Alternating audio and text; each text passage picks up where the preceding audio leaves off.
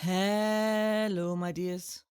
My name is Joanna, and I welcome you to Johanna Taconis, the Deconstruction of C-PTSD podcast. In this episode, we will talk about why separating PTSD in categories, which I referred to as stages in the last episodes, is so important and needed for everyone involved. I had talked about why PTSD as a spectrum is a huge problem in episode 81, and this is the solution I came up with. A system of categories that tell the patients where they are, so they know what to expect and what they need. So let us talk about it. The system consists of the 5 categories I have introduced so far. Category 1 is suit, sleeper trauma. Category 2 is ball bomb trauma. Category 3 is ring donut trauma.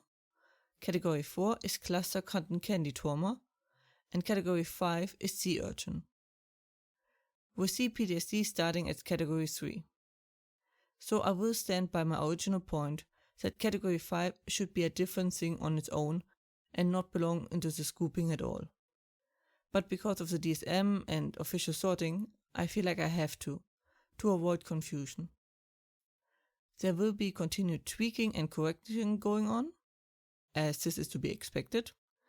There is no way I will get it all perfect on my first try, but as said before, the main direction is now clear.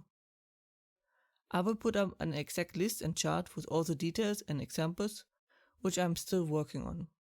This will be put in the description of this episode, and I will tell you once it is finished. It is in need of more time. Some things might even change, but that remains to be seen.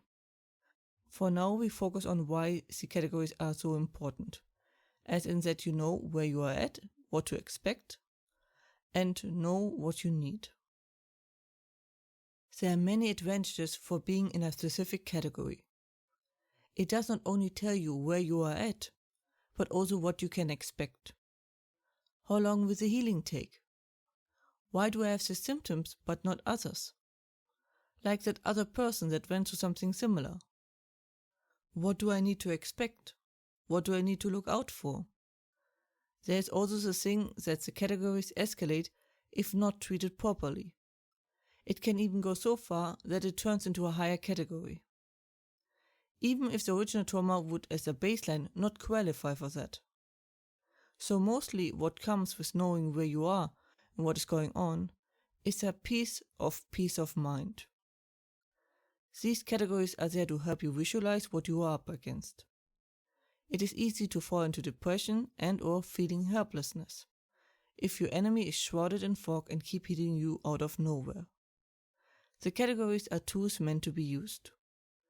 Dealing with PTSD is a skill like any other. The right tools, practice, information, and experience make it more and more easy, which helps also with future potential trauma and an improved mental health. Second, it lets you know what you need.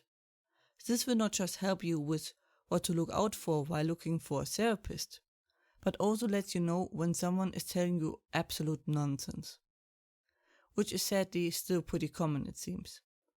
Knowing what you need helps you better communicate and negotiate it, and just gives you overall a better stance. There's also the matter that the different categories need different approaches or treatment, at least in some way. It also helps you to know where you should look for help.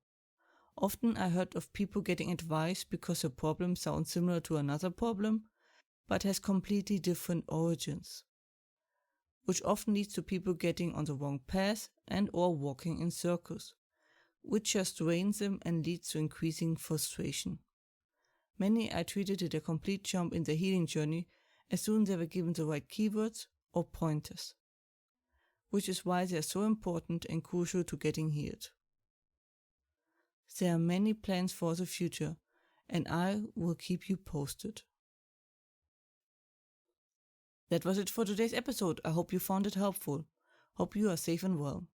And as always, if you have any questions or feedback and the like, please let me know at contactme@johannataconis.com. More information and transcripts you can find as usually under johannataconis.com/podcast. Information regarding therapy you can find under johannataconis.com/therapy. and links are in the description. I hope to see you next time. Watch yourself and have a wonderful time.